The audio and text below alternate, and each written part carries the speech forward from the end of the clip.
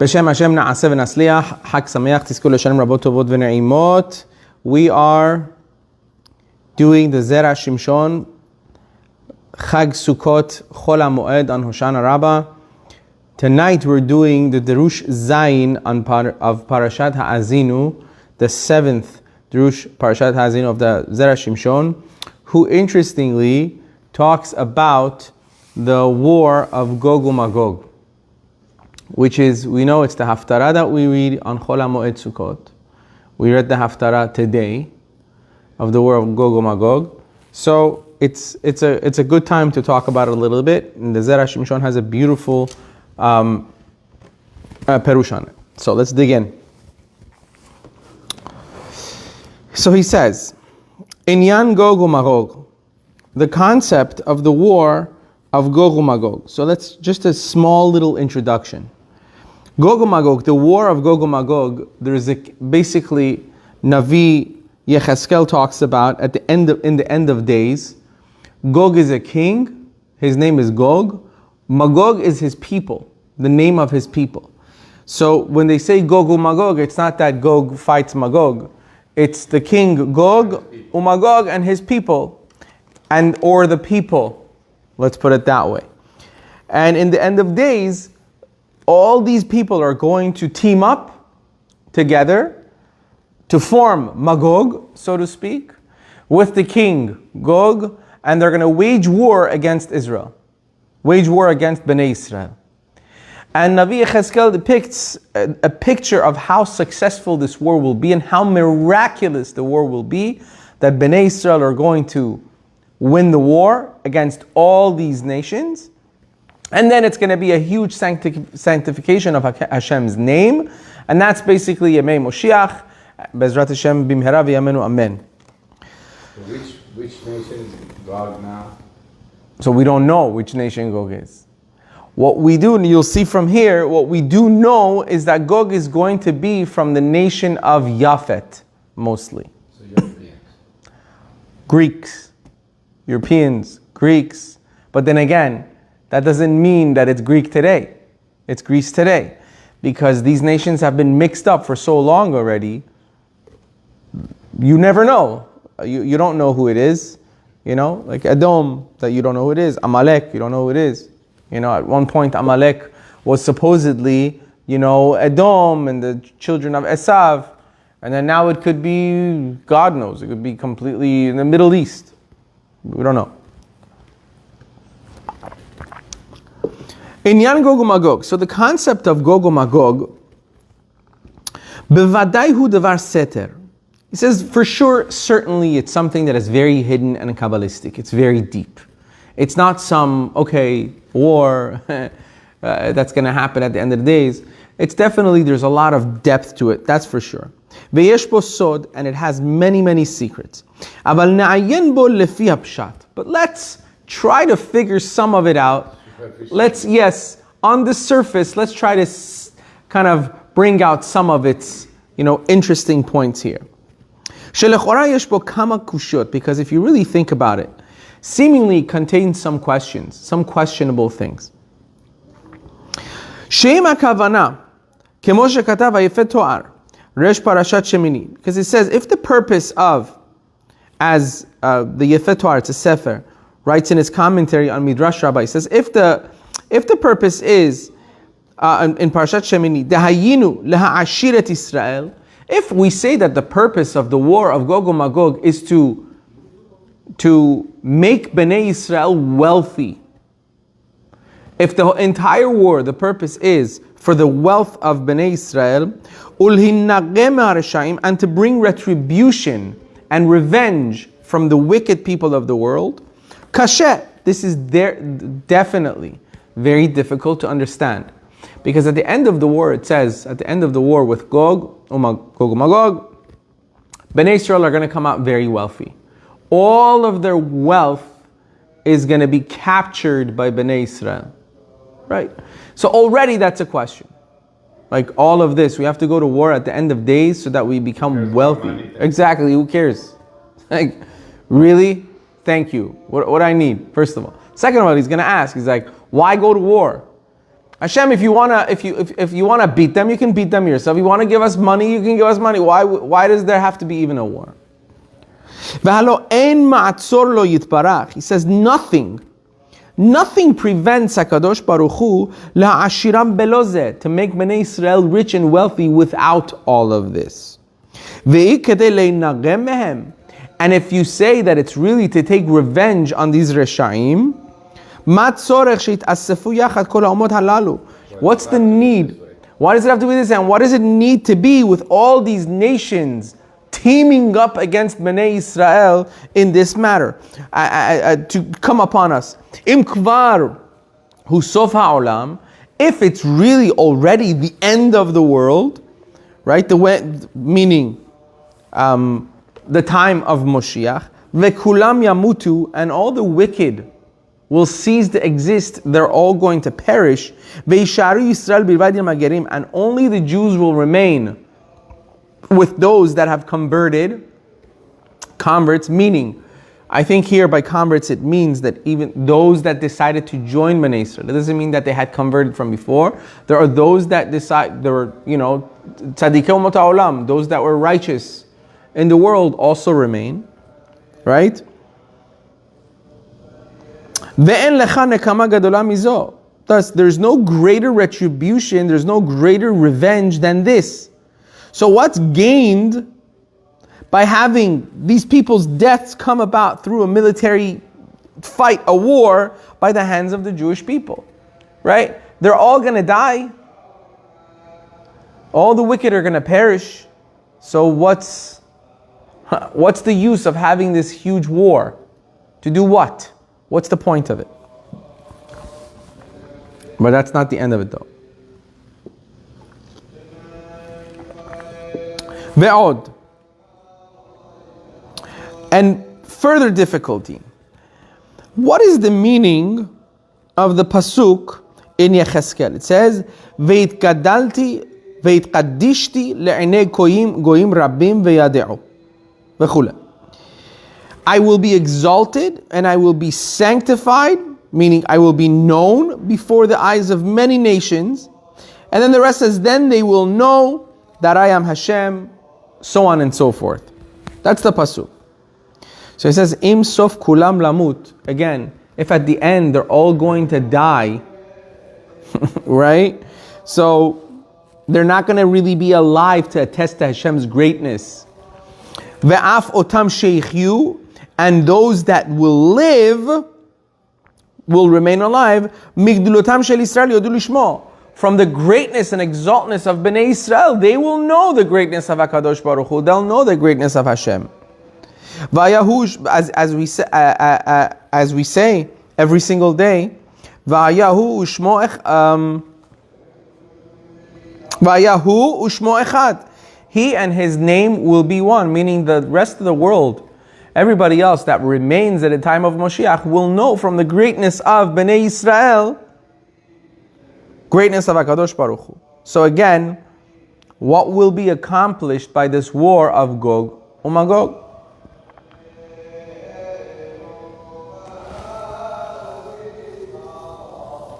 So now another similar question. Ve'od ketiv betzfanya. Another Navi says. It's written in Navi Sefanya. Chag Sameach, Chag Sameach. It says in Sefanya,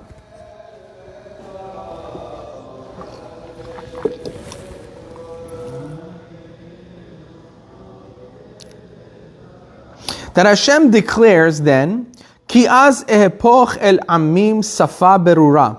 I will change the nations to speak a pure language, so that they can, it says, so that they can proclaim Hashem's greatness and worship Him. Uma tzorech lemilchama zu. So you have to wonder, what is there a need for this war in order to achieve the unity of these nations? Im az vegar ze'ev im keves, because we say that when Moshiach comes, a fox, a wolf, and a sheep will dwell together. right? So if it's already going to be this way in the time of Moshiach, right? What is the need for this war? V'chol ra yevulat min haaretz. All negativity, all evil will be erased from the world. V'lo yeh rak midat hatov. Only tov will remain. Only goodness will remain. So if all of this is going to happen, why do we need a war of Gog and Magog? You know, all of Hashem's name will be exalted through the greatness that He brings into the world with Bnei Israel. And I share a joke with you. Rabbi Ovadia Zatzal shared. Said one time because it came up here, this pasuk. It says one time an Orthodox Rav gets invited by a non-affiliated synagogue of non-believers. He was a good speaker. They wanted him to be a lecturer for them, right? So he accepts the offer. Sure, why not? He comes, and the board of directors of this community or synagogue, they tell him, listen, Rabbi, you know, we're very glad to have you here, but we got to tell you, we got some rules and regulations here. You can talk about whatever you want to talk about, just don't talk about Moshiach and stuff. We don't believe in these things. Right? So he says, okay, fine. So he starts his lecture. He's talking and people are just drinking in the information. He's giving a beautiful drasha.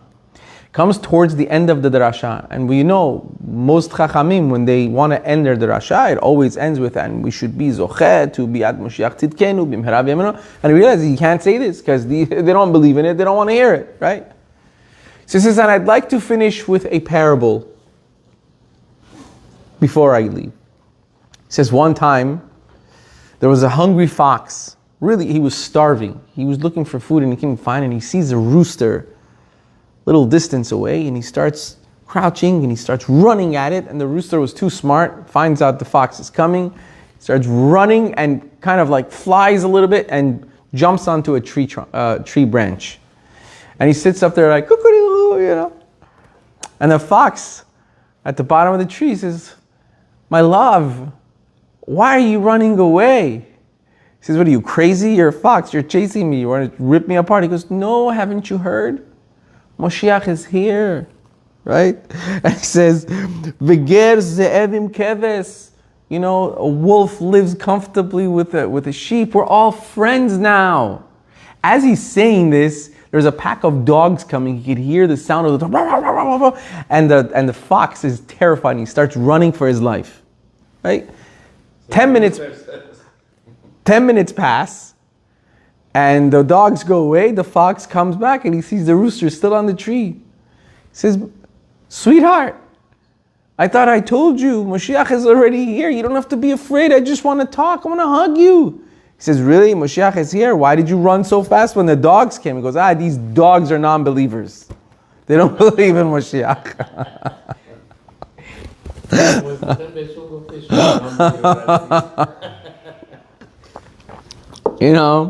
You know, Sagan, Nimifama, you know, in Persian it feels, anyway. So he says, so basically, the Zera Shimshon is saying, why do we need this war? If, as Tzfania says, the only thing that will remain is good, is Tov, why do we need a war to bring this out?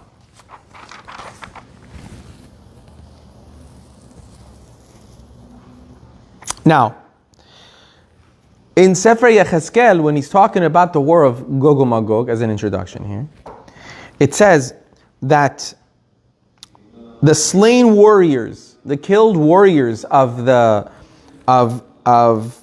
Gog's armies are going to have proper burial. It's a very interesting thing to even put in there, right?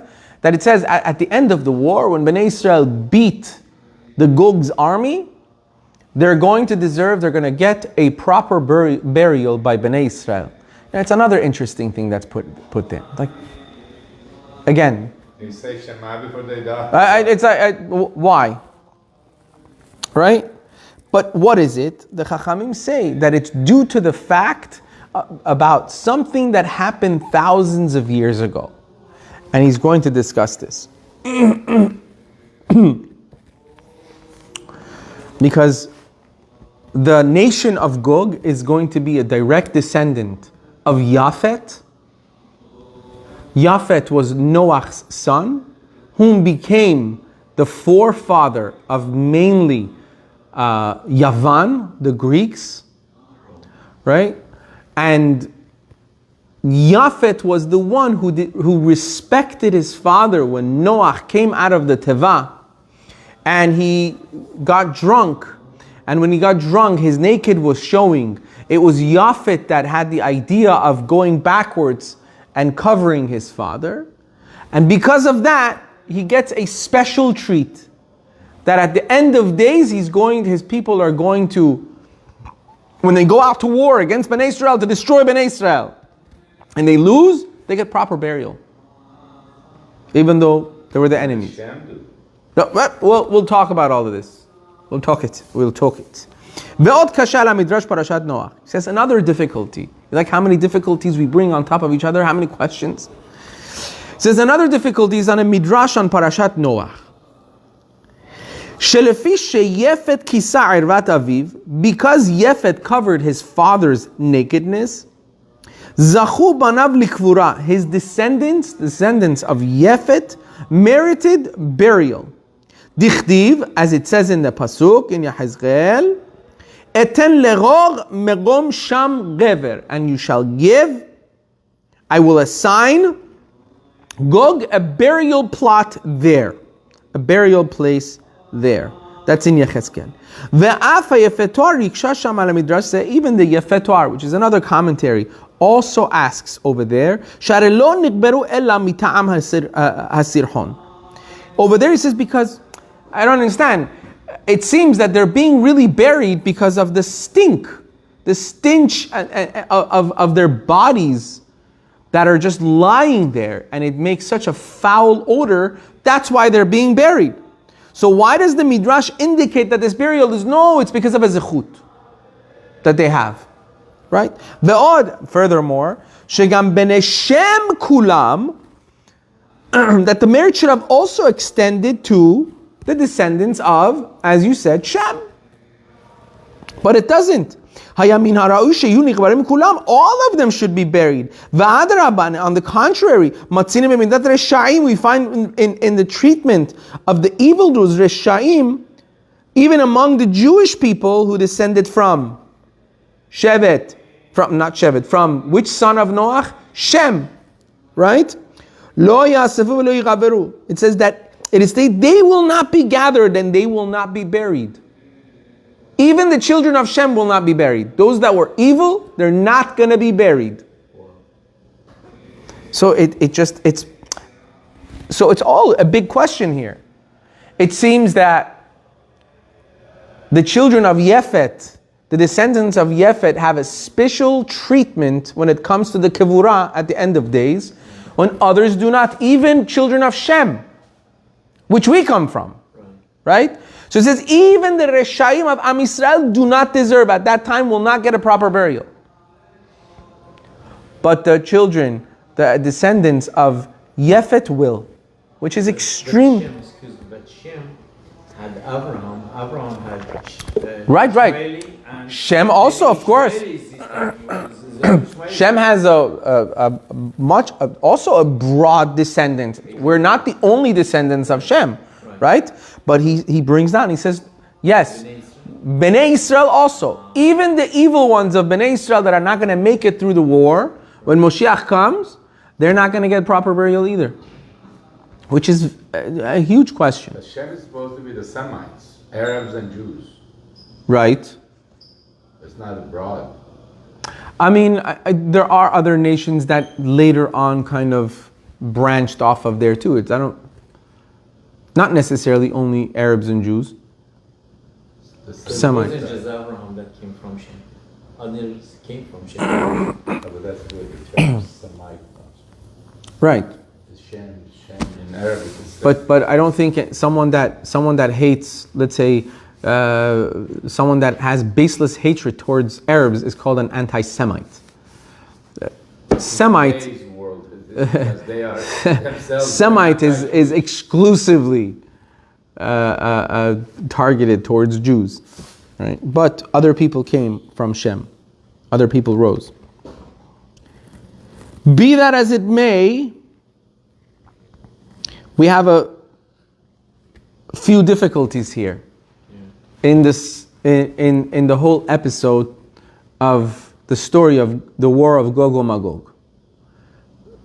What is the war of Gog and Magog called? It's Armageddon, right? That's what we call it? Armageddon. Right. Yo. I'm trying to make sense of it because Magog... Don't try to make sense of it. It doesn't make sense how these people like Yavan, Madai, Magog, they all come from Yafet and they merit burial? It doesn't make sense. That's what we're discussing here. I know, it still doesn't make sense. No, that's why we're discussing it. Because on the surface, it doesn't make sense. That's what we're asking. How come? Right? And there's these are just the surface questions. You know, the Zera Shimshon is saying all of these things have Kabbalistic secrets behind them. The whole war of Gog and Magog is very sodit. It's very secretive. But he says these are on the surface. Let's discuss some of the things on the surface. Even on the surface, it seems it's not so simple. Right? Why do we have the war altogether? You weren't here when we discussed that part. We even asked, like, why do we have to have the war of Gog and Magog? For what? If Hashem wants to destroy our enemies when Mashiach comes, okay, do it. Why does it have to be such a huge war? If it's because you want to sanctify your name, they're all going to be dead. Right? So they're not going to be able to say, oh God, you are... No, they're dead. So again, why we have this war? And then we went into the proper burial of Gog. Why do we have the proper... Why do they merit this and no one else does? All right. Who's going to bury them? The Jews? We are. The Jews. We are. That's what it seems. The Jews have the responsibility of proper burial of Gog and Magog, the people of Gog. Gog is the king, Magog is their people. Furthermore, if a Jewish person dies, don't we have the obligation of giving them a proper burial? So doesn't that go?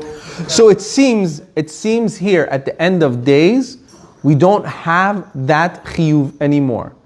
I had that same question, but he brings down, he says the Jews, even the Jews that are from Shem, that were wicked, the Reshaim, that did not survive, you don't have the mitzvah of burial. Which is interesting. It's definitely interesting. Who do you call evil? Jewish. Who do you call a Jew that is Rasha? One that denies Hashem's existence or something. I would say... If they deny it, they're not Jewish anymore. No, you're Jewish no matter what. No, I think we would go with the Rambam, where he says the 13 fundamental beliefs of a Jew. In order to deserve Tchiyat HaMetim, right? In order to be, so there's 13, no? So one of them is you have to believe in Moshiach. A Jew that doesn't believe in Moshiach, it's a very big problem. Believing that Hashem is one and there is no other. Believing that in Moshe Emet, V'Torato Emet, is one of them. You know, Ma'aseh Miriam HaNeviah, the man, right? All of these things. The Rambam says a person that does not believe in these things is on the border of not even being considered a Jew. Right? So, however, there is a cherry on top of this.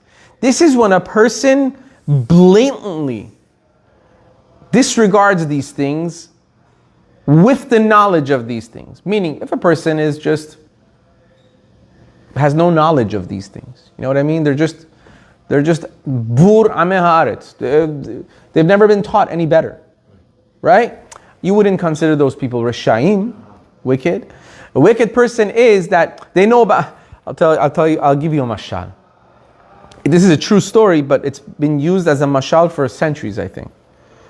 As one time, there was a person that wanted to be a kofer va'ikar. He was a kafar.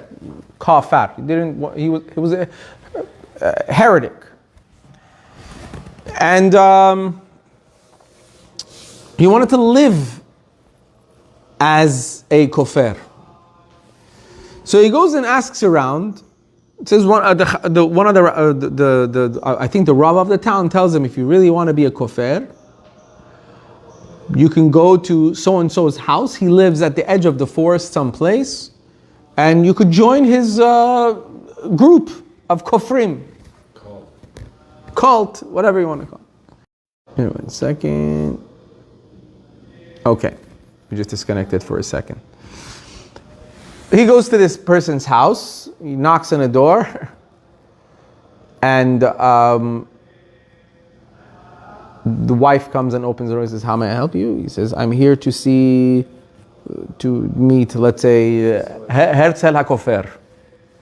You know, his name was, let's say his name was Herzl HaKofer. So she says, please, you have to wait a little while. My husband's in the study, he's learning. Okay. It's like, maybe he's learning, I don't know what he's learning. But he sits for like an hour, 2 hours, 3 hours. Then this guy comes out of the study. He says, I'm here because they've told me you're the kofer, you're the heretic of the generation, and I want to learn from you. I want to live like you. So he says, okay, so tell me, what do you know? He says, what do you know? Of what? He says, what do you know? Mishnayot, Gemara. What do you know? He says, what Mishnayot, Gemara? What are you talking about? I'm here because I don't want to know this stuff. I'm here because I want to be a kofer. I don't believe in these things. He says, what are you? You idiot. You imbecile. If you don't know any Mishnayot, you don't know any Gemara, you don't know any Halakha, you don't know the Torah, then what are you being a kofer to? First you have to learn all of it. You have to know all of it. Then you have to go against it. If you don't know nothing about it, what are you going against? You're just an idiot. That's all you are. Right? I am a kofer because I've learned all of it and I choose to go against it. But I know all of it. And I still learn it. You're just an imbecile. You just want to put your head in the sand like a, you know, what do you call them? These ostriches. So that's who we're talking about. A kofer is somebody that knows the value of Shabbat, knows that is an isur deoraita to be mechalel Shabbat, knows, the concept of onish, of punishment and reward, and still decides to drive on Shabbat publicly and honk at people. You know, that's. There is an atheist, and this guy is an agnostic. You don't know what he's talking about. You can tie them all together and put them on one boat. Today's day and age, mamash, the Rambam says. Rambam says, if you cannot find Hashem through science, you don't know anything. Rambam says, all you need to do is look around you and you see HaKadosh Baruch Hu in everything. In everything. So you have to be you have to. Can you also say that existence of God and proof of it, we should not delve into because we can't get it? That's not what he's talking about. That is not what he's talking about. The Rambam talks about philosophically going backwards into finding the reason behind the existence of us and HaKadosh Baruch Hu. But there's no time for me to get into it now.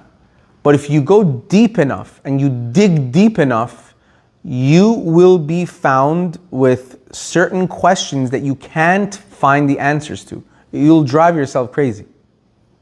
So the Rambam says, it's very simple. There are certain things in life that do not have any answers. And the more you try to look for them, the more you drive yourself crazy. So don't bother. Right? For instance, one of them is the Mesilat Yesharim brings down. He says, why did HaKadosh Baruch Hu create this world and put man in it? In order for man to be able to grab more mitzvot and to be able to bask in the presence of HaKadosh Baruch Hu through these mitzvot. To find favor in Hashem's eyes. So Hashem really created this world out of chesed for us.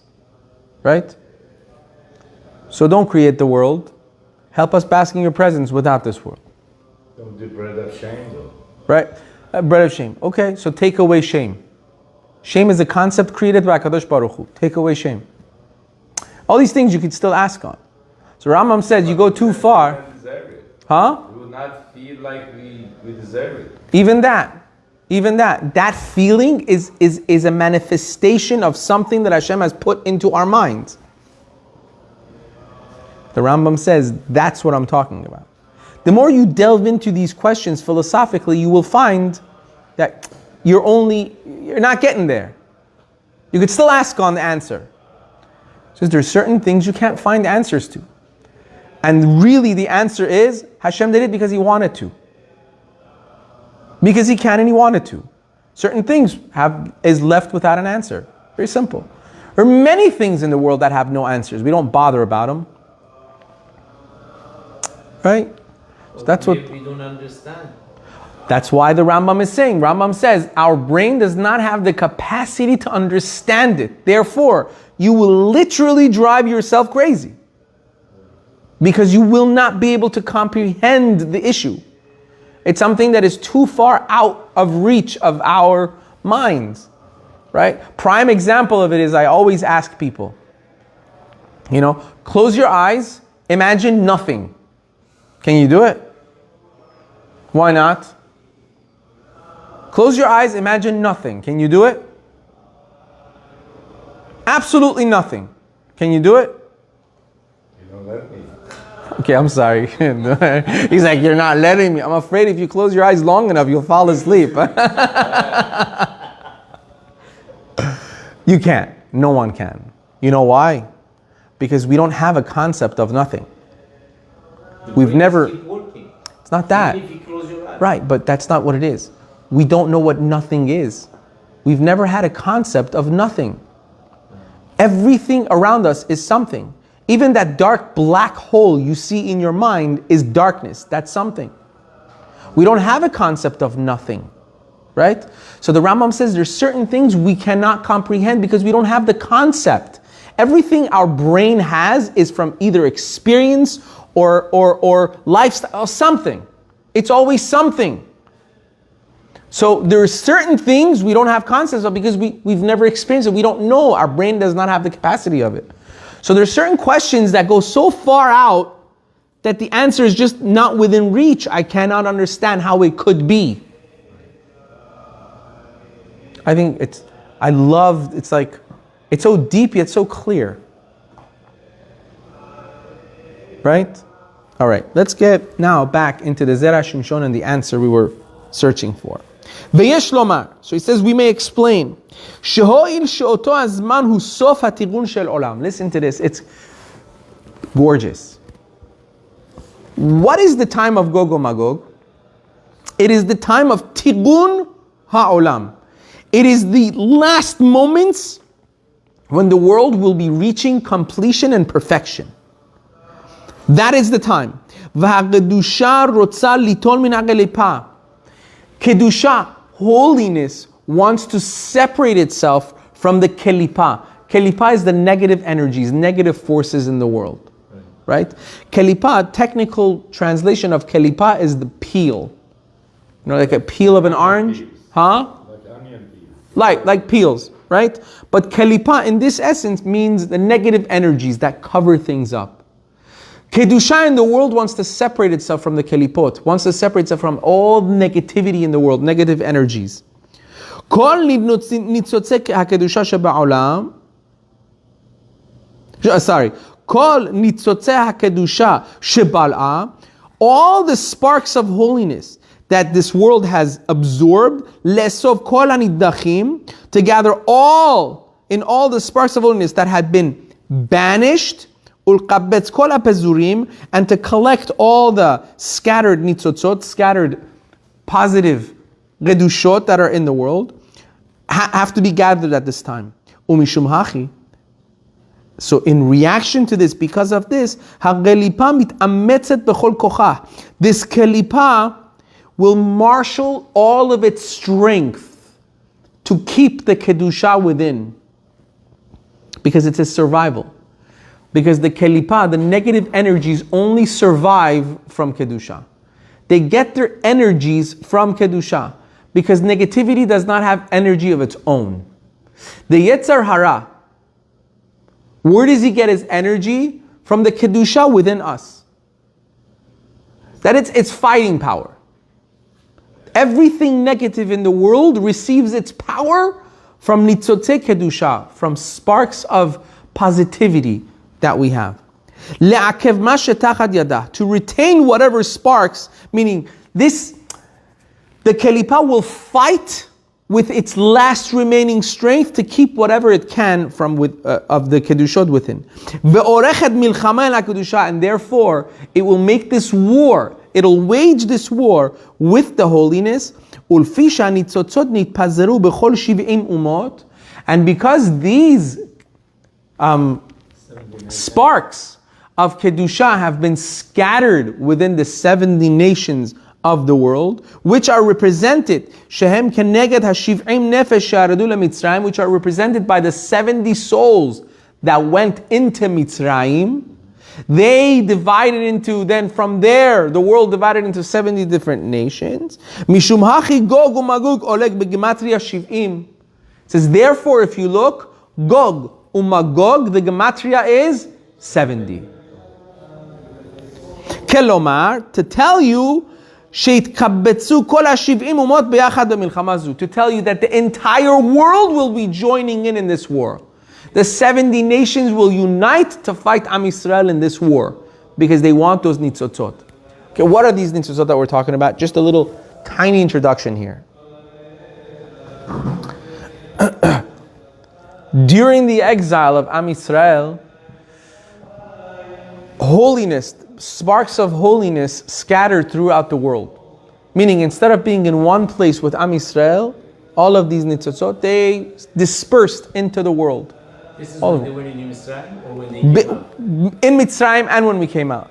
Therefore, it was ordained, part of the reason it was ordained by Kadosh Baruch Hu, that the Jews have to go into Galut, to the four corners of the world, scattered all over. Why? Because we need to be able to collect these nitzotzot, the last remaining ones, and then that's why, if you look in history, we've always been moving. Why? Because as soon as those nitzotzot are finished, we're exiled somewhere else. It's done. No more nitzotzot there. There's nothing for us there. We go to the next place. There's nothing left for us in Germany. There's nothing left for us in Spain. We keep moving around to grab more of these nitzotzot, to collect all of them. We gather them from all over the world until we have all of them. However, there's small inklings of them still left, because that's what they get their power from. So at the war of Gog u'Magog, all these 70 nations will unite for a last war to try to keep what they have. They're going to lose, but that's what the war is for. What is that thing they're fighting to keep exactly? Their survival. Without the nitzotot of Kedusha, Which is what exactly? Like physical? there's no physical, there's nothing physical.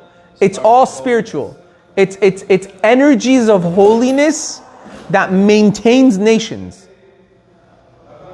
For instance, we learned in Parashat Bo, I believe. I think you were in that shiur also. I think it was Parashat Bo or Beshalach, right? When Bnei Israel were coming out of Egypt, he's going to mention it here. We had collected all the nitzotzot that Yaakov Avinu and his children left in Egypt, right? That's why Egypt was utterly destroyed. Why? Because there was nothing keeping them anymore. There was no nitzotzot to be left there. So the nation Egypt basically ceased to exist. That's what happens. These nitzotzot of Kedusha are basically the survival of each nation. Each nation must have them in order to survive.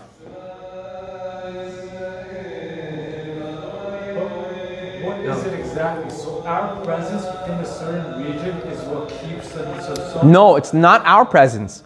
It's the presence of these nitzotzot in those regions that keeps them going. So why was Paro fighting so hard to get us back to Egypt? Because he knew once we left, we were done. Pretty much every nation that we leave, they're nothing afterwards. So you just answered your own question. The Paro wanted us to stay because... I'm trying to say that we have something to do with that. The fact our presence, that we are... Yes, because when we leave, we gather it and we take it with us. So they're fighting... In some places. They were fighting for their survival, so to speak. In a sense, on a deep level. So what caused this nitzotzot to go throughout the whole world? What did it cause? Did it Well- cause it because of Egel? No, originally it was the Chet Adam Arishon. Originally that's what it was. When the children of Yaakov, they came, they took all of them with them. They took it, they were there, they took it to Egypt, and then when Bnei Israel came out of Egypt, they took it back. Right. Okay. And we'll see something very interesting here. Ulfi,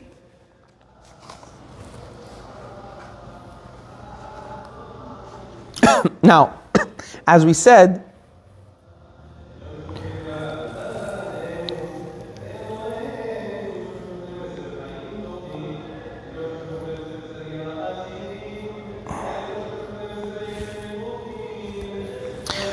so now we're gonna delve something into a little bit into the answer of Yefet. Why Yefet has special treatment when it comes to this. He says, "Ulfi sheyefet zacha lechasot ervat aviv," and because Yefet earned merit, he had zechut for the fact that he covered his father's nakedness, Noach's nakedness. Mishum hachi midah keneged midah. It was, so to speak, midah keneged midah, meaning measure for measure, measure for measure. Naasam malbush uchsut lerov hanitzotzot. Yefet merited to become the clothing of most of these nitzotzot. The covering of most of these nitzotzot, meaning most of the nitzotzot in today's world were gathered by Yefet. They have most out of all the other nations. They merited to become the clothing, so to speak, of these nitzotzot. Why? Because he clothed his father. Because of that, he merited his nation to have most of these nitzotzot that have been scattered around. They have most of it. They carried it. And the Zera Shimshon says, they carried it well. I don't know what he means by it. I can't understand it. But he brings from other people that says, the Yevanim did good. In a certain way, in certain aspects, they did good. And you'll see the proof of it, the evidence of it too. Because they became clothed, these nitzotzot became clothed by Yefet more than within the other nations. Ulfichach amru, and because of this, the Gemara says in Megillah, Yafyefuto shel Yefet yishkon ba'ohale Shem. It was asur to translate the Torah into any language. But the Gemara says, except one language, Yevanit, Greek. Why Greek? Because it was a beautiful language, but more than that. It's more than that. So he's saying, why? Because the beauty of Yefet, it says, the Pasuk says, the beauty of Yefet shall dwell in the tents of Shem. Which is what? Dahainu Lashon Yevani, this language of Yevani, which was always known as a beautiful language. So just as the sparks of holiness became clothed by the Yevanim, the Torah itself was also translated into their language. Umizeh hatam, and for this reason, since this war is a war for the fight of these sparks of holiness, which are embedded so much into Yavan, Hamelech v'hanasi shehu ha'ikar b'milchama zo, the head and the leader, which is the main primary person of this war, Nigra Gog, he will be called Gog, shehu mizera Magog, who is the descendant of Magog, who was what? The son of Yefet. Kemo sheperesh Radak b'Yechezkel, as the Radak says in Navi Yechezkel. So you see, now we see why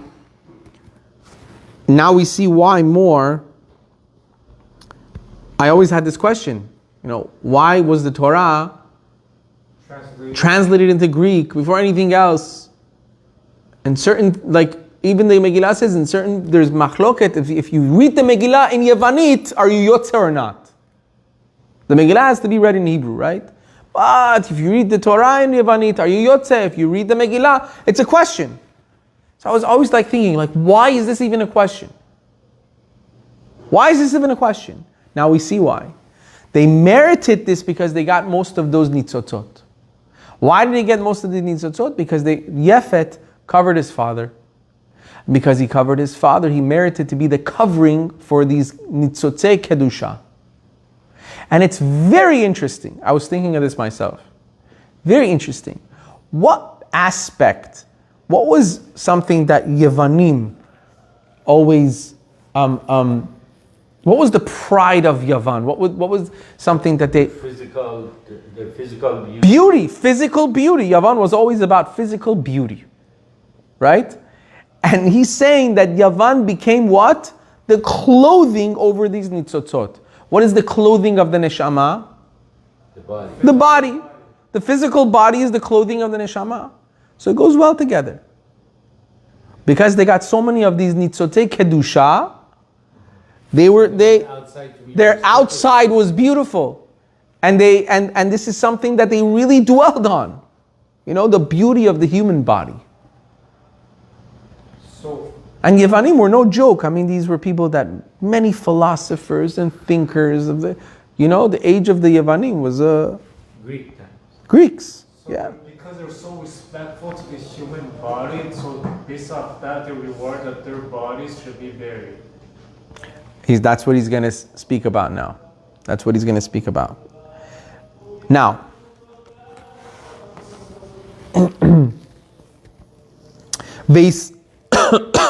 so part of the reason why they're going to get buried also is because they covered their Yefet covered his father. That's one of the zechuts. Now he's going to return to the war of Gog and Magog. And we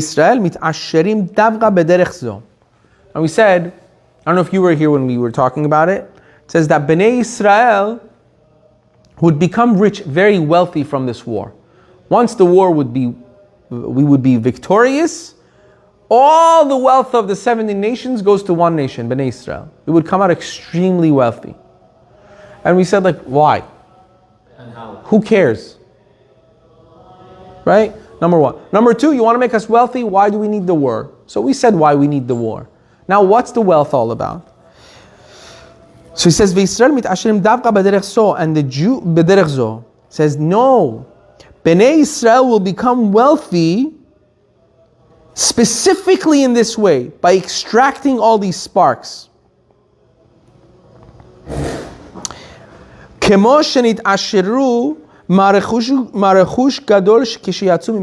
is beautiful how it matches. Answers another question. When Bnei Israel left Egypt, right? When Bnei Israel left Egypt, what does it say? Uvnei Israel yatzu birchush gadol. Bnei Israel came out with much wealth. What's the comparison here? When we left Egypt, our first exile, right? Wealth. Last exile, we come out with wealth. Because they collect all the necessary. Now here's another thing. It also says that when the Egyptians chased after Bnei Israel, right? Over there too it says when they chased after Bnei Israel and they sank in the ocean and they were spit out by the ocean, they were also buried. Oh, we went over class with this, right? Wherever Hashem made a promise of Abraham, he didn't want to feel nervous about something, so he gave a small portion of the reward and gave the rest by after. Right, but now he goes even deeper in this. He says, because when Bnei Israel came out of Egypt, as we said, they took all the nitzotzei kedusha from Egypt, as we know, and this is the reason why they took all the money of Mitzrayim also. Because the true wealth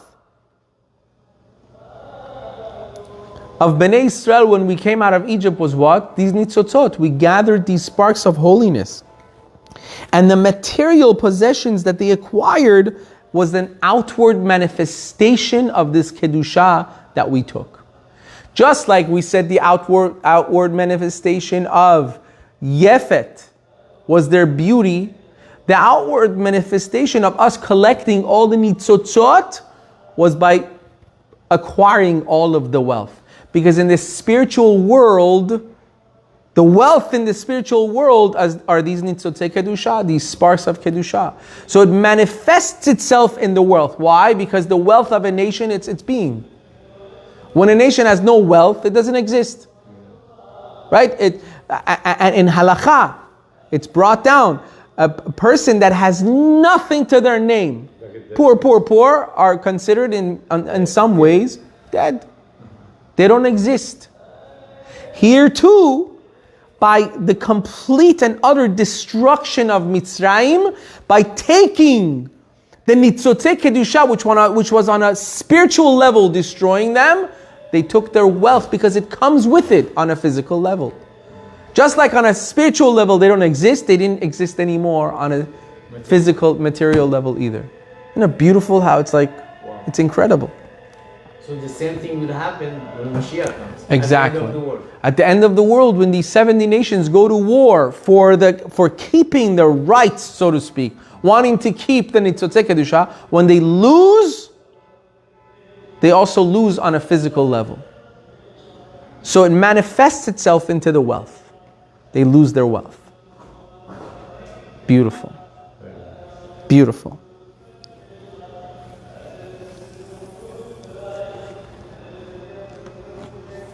So he goes even further. He says, therefore, wow, this is just, you think you know everything, huh? It's getting more interesting. That's why. Let's just wake up a little bit. I'm falling asleep. It says that Bnei Israel coming out of Egypt, we were asked to go and borrow things from the Egyptians, borrow money and some of their wealth from Egyptians. Why did we have to do this?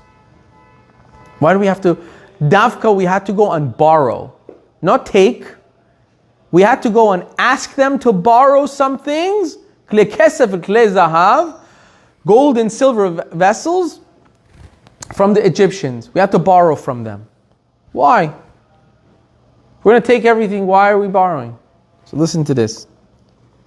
Shemitchila lo zachu bo hamitzrim, because now the Egyptians initially,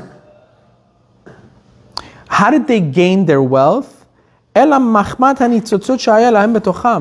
only had that wealth because of those nitzotzot of kedusha that remained there from the time of Yaakov Avinu. That's why Mitzrayim was the most powerful nation in the world. Why were they the most powerful nation in the world? Because of the nitzotzot of kedusha that was there from the time of Yaakov Avinu, Yosef HaTzadik, all of them. Think about it. The most successful countries in the world in modern age. When did that success plummet? When they kicked us out. Exactly. Right? So it says, Egyptians also had that wealth because of Bnei Israel.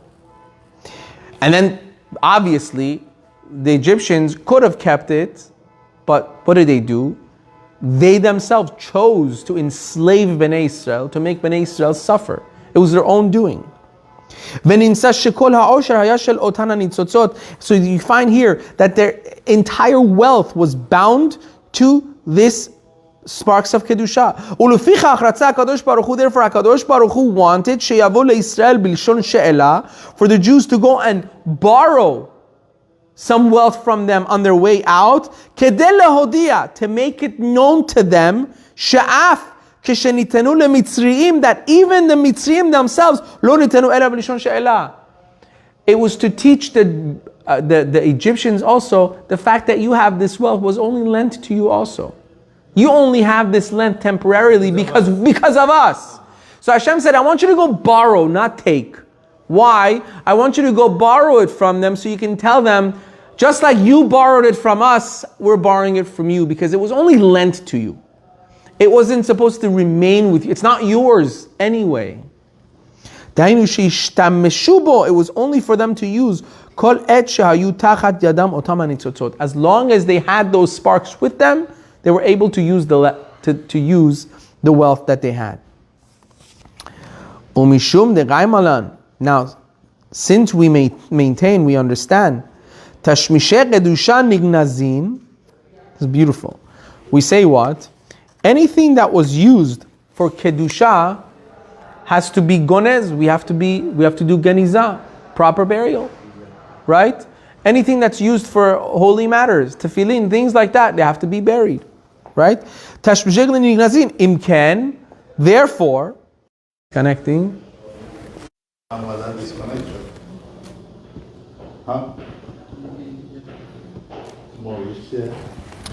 So it says, Elu ha'umot shena'asu tik uksut v'nartek le'otan ha'nitzotzot ha'kedoshot. Those nations that became a receptacle, a clothing, a covering for these holy sparks, yizku likvura v'yu nignazin. They merit to a proper burial and genizah. Because they were the ones who had most of the kedusha. They were carrying kedusha. You can't just forfeit that. So just like a tefillin that is a pouch for the writings of Shema and has to be nignaz because a mitzvah was done, they did a mitzvah with their bodies by keeping these nitzotzot. Therefore, those bodies also have to have kedusha. Just as Mitzrayim was zoche to a burial, and therefore those nations that did not respectfully keep those nitzotzot that was in them, they became too wicked, they became too filthy. They destroyed the nitzotzot. Those are not called tashmishe kedusha. Those are not called holy receptacles of kedusha, because what did they do? They made the kedusha within them foul. And he brings an example. He says just like in Parashat Matot he writes, over there, because he writes that if you have an Aron HaKodesh, you build an Aron HaKodesh that somehow is detrimental to the Sefer Torah that's within it. It was ruining the Sefer Torah that was within it. That Aron HaKodesh has no Kedusha. You don't have to bury it. You can throw it out, destroy it. Why? Because it wasn't properly keeping the Kedusha within it. So there's no Genizah needed for that. So it says here also, the Yevanim, Gog, the Egyptians, they get proper burial because the nitzotzot they had so much of it, they kept it properly, at least for a certain amount of time. So they get proper burial, just like anything, a covering for a Sefer Torah. How is Aron Kodesh not Kodesh? I just explained. He said, if you have an Aron HaKodesh, that what would constitute lack of holiness? I don't know.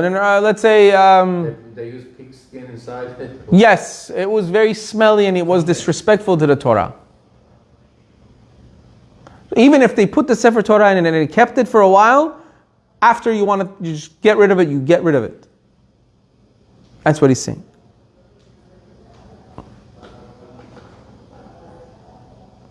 So he says, therefore, those people that didn't keep those nitzotzot the way they should, yihu netunim lema'achal ha'ofot le'et tzipor.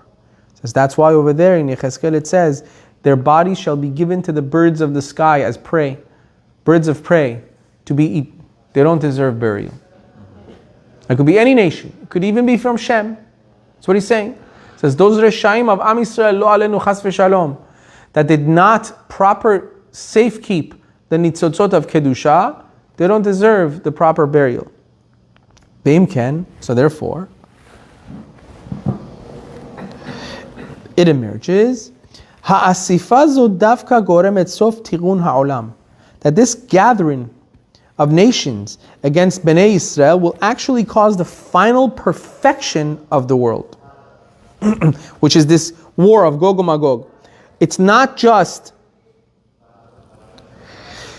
merely taking place at the end of the world.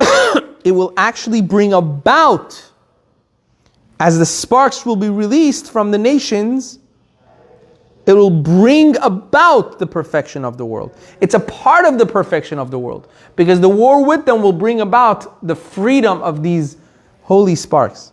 Bezehu This is why the pasuk, as we said, "Veitgadilti veitqaddishti." Then I will be exalted and sanctified. How? By these nitzotzot finally coming out and being captured by the true nation. They will be gathered, they will become greater.